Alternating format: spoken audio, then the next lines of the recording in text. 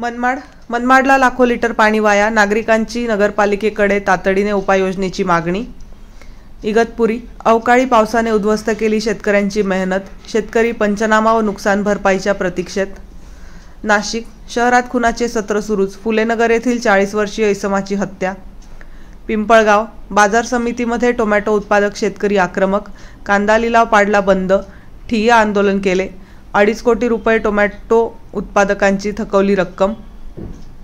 येवला, अंमली पदार्थ विरोधात येवला येथील एकास अटक, 40,000 रुपये किमतीचा गांजा केला जप्त।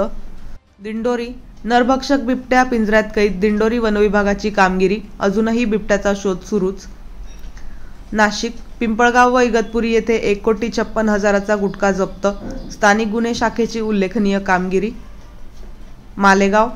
मालेगाव येथे घरफोडी करून फरार आरोपीला अटक करण्यात स्थानिक गुन्हे शाखेच्या पथकाला आले यश। सटाणा, लेखक प्रशांत वाघ यांच्या अनुभूती कथा संग्रहाचे सटाणा येथे प्रकाशन। शेमळी, कृषी रत्न फाउंडेशनच्या वतीने 23 लाभार्थींना खते व बियाणे वाटप।